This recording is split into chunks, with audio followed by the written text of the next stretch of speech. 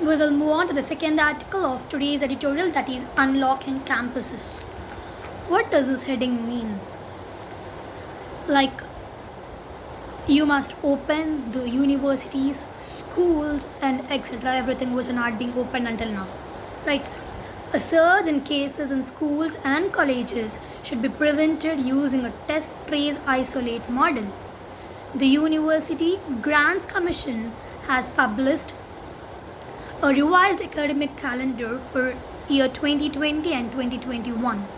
Okay, so what, like every government, a University Grants Commission, so what is that? UGC has published an academic year for 2021, under which classes can be started for first year undergraduate.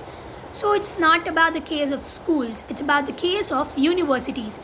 Why? Because they are struggling a lot, right? They have passed. Suppose if we take the BTech third year, they have passed, but for the fourth year they can't do like that. So what they are saying here is which classes can be started for first year undergraduate and postgraduate students from November 1st. But the prospects of a normalized regime of education remain far from clear. Okay. In a circular that factors in uncertainties surrounding COVID-19, the UGC has offered institutions the option of offline, online, or blended modes of instruction. Three types you can get: online, offline, and blended mode, right? And the next, for school education, many states have allowed reopening for classes 9th and above from September 21st. It's not opened, it's September 24th.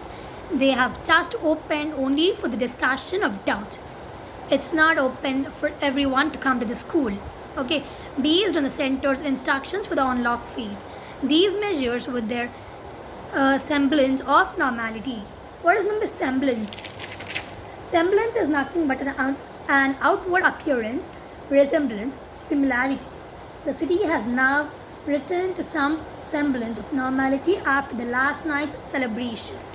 Okay, and the next one is semblance of normality may bring some relief to parents, but their outcomes are not predictable. That becomes clear from the experience of the US and the UK. There is apprehension among parents. What is meant by apprehension? Anxiety, alarm, worry, understanding. Despite her apprehension, she accepted the offer. Okay, where are we? Teachers and staff that may get infected, and the governments are under greater pressure to test, trace, and isolate in communities with schools and colleges. So, like, even it is very critical situation for teachers and the staff who are working there. Why? Because they must be tested, they must be traced, and they must be isolated. Three categories are there here. They must all follow the safety conditions, all the hygienic and everything. So though we can't see whether they may get infected or not, right? And the next one is a US study in preprint conducted before educational institutions after students returned to in-personal classes showed that infections for countries with campuses rose by 3,000 a day over the median value. Another estimate for virus cases linked to school reopening made by the researchers put the figure out at over 21,000 college cases in the US exceeded 88,000, right? So just in US, like starting they have opened everything. At that time, even the students are infected, teachers are infected, and they must all go to the quarantine again. So it's a very critical decision for everyone to take, to unlock the campuses again. In Britain, teachers' union voiced deep concern over poor preparedness ahead of school reopening in September. They're not willing.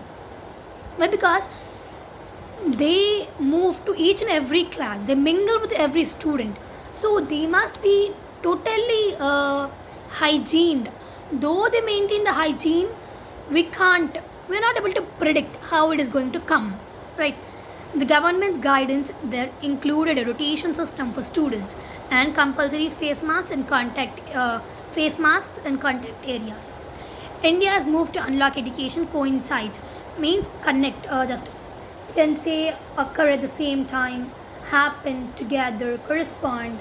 Our views coincide on a range of subjects. With a reported reduction in overall daily incidence of infection, although absolute numbers are frighteningly high. Thus, they are saying us only some cases out, but absolute cases are very frightened.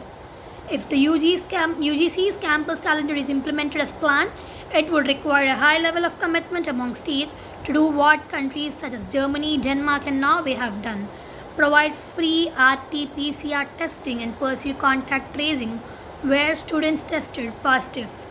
Yet some state governments seem to be forced on managing the numbers rather than pandemic, slashing overall testing rates and inflating test numbers using less reliable rapid antigen tests to reduce positivity rates. It's like they're doing wrong. So what they're not giving the exact report. They're using the cheap rapid antigen test so that you don't get reliable results of the test. You should never do all these. This approach is fraught. Means fraud you can say filled with or full of fraud, and the consequence of statistical illusions could prove disastrous. This one is filled with disastrous effects. Why? Because if you hide now, it will be seen somehow later. That's why they're saying that if you do it like this will be disastrous in the future. Students have no doubt experienced a long summer of discontent with just the option of online classes. The examination schedule and admission systems were severely disrupted. But it is also true that many of them live in multi-generational households, potentially bringing home the risk of infection to older, at-risk individuals. So, if children goes out, there may be grandparents at home. They may be affected. If it does not affect us much, it will be affected to them. Every like every life, every single life is important on this world. Unlock for schools and colleges can therefore be seen only as a work in progress, requiring constant whistle, strict adherence to masking and distancing, and full access to testing and treatment. The government's messaging cannot carry conviction if it cautious the public about the pandemic on the one hand, while relaxing norms for campus activity on the other, right? We completed our second article also. By this, we completed our editorial session, and I thank every one of you for watching this video. Thank you very much.